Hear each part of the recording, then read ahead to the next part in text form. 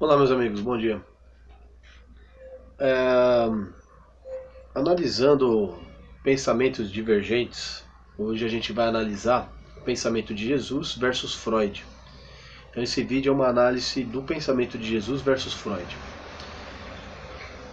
Ao meu ver, o pensamento freudiano é uma usurpação do cristianismo, é uma tentativa de usurpar o cristianismo que está há milhares de anos aí no planeta.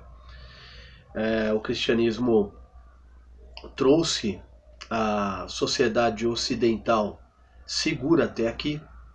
E aí vem o Dr. Freud, né, como detentor do saber e do conhecimento, muito criticado na época, dizendo que o sexo, a energia sexual, é a força principal motriz que leva o homem, né, a ter energia. Então, tudo é sexo, né, para Freud. Né? Então, a energia sexual vai fazer com que o homem tenha um impulso, né? A sua libido vai fazer com que ele tenha um impulso para viver. Né? É elan vital, é energia vital. O que alguns filósofos chamam de elan vital, energia vital, ou aquela energia que faz com que o corpo possa funcionar, né? Ter vontade de potência. Né? Alguns psicólogos, como Adler, diz vontade de poder. Né? O Nietzsche chama de vontade de potência, né? Aquela vida que quer se proliferar na própria vida. Jesus Cristo defende a ideia de que você é um ser, seu corpo é um corpo limitado, é um corpo imperfeito, a carne é fraca, mas o espírito se eleva. O espírito ele está pronto, mas a carne é fraca para Jesus. Ou seja, o seu ser espiritual tem uma ligação com Deus indireta. Né? Existe um lugar para Viktor Frankl, que indiretamente Viktor Frankl é um psicanalista, né?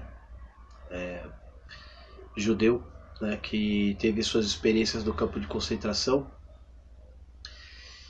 e ele viveu, né, a sua psicanálise, e ele defende a ideia que existe uma parte que a gente não tem acesso, né, na nossa psique, no nosso espírito, vamos dizer assim, que tem ligação com o divino. E todas as vezes que essa parte que a gente dificilmente tem contato, mas que indiretamente influencia nosso corpo, toda vez que a gente se afasta da luz, toda vez que a gente se afasta de Deus, a alma, né, o corpo perece. Né? Ou seja, quando você se afasta da luz e vai para as trevas, o corpo começa a padecer e o pecado começa a ficar cada vez mais grave, começa cada vez mais a consumir o ser, né? No lado sombrio da força, vamos dizer assim, né? No Star Wars tem um conceito, né? Lado sombrio da força. As sombras, para Freud, é o mar, é o inconsciente, e esse inconsciente governa a nossa vida. E a gente tem pouco controle sobre isso. Para Freud, o inconsciente é um oceano e o consciente é apenas uma ilha ou uma lâmpada, né?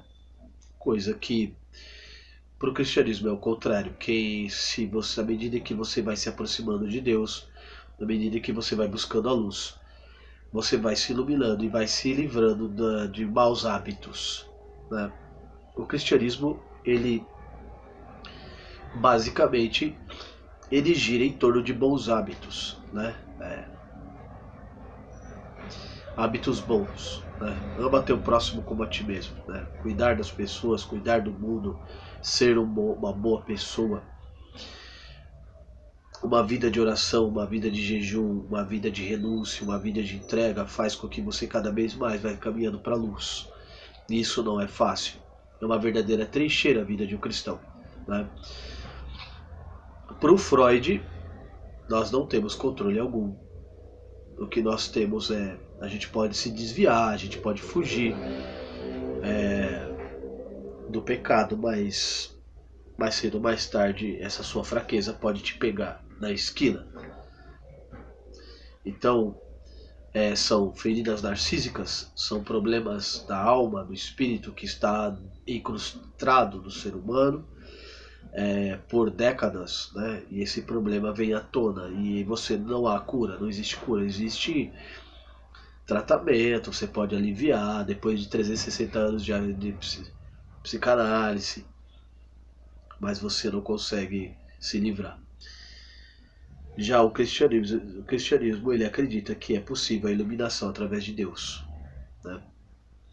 Ao meu ver, na minha opinião, me parece que Jesus está mais correto do que Freud, porque Jesus traz uma proposta completamente diferente da proposta grega, né?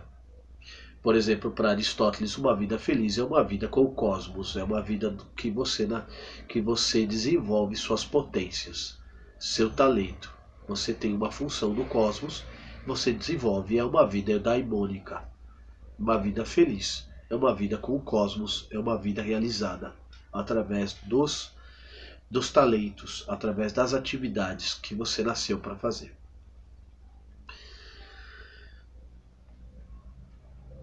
É uma situação bastante complexa, uma situação muito difícil de se alcançar, né? O Olavo de Carvalho, ele em uma de suas aulas, ele fala sobre as camadas de personalidade.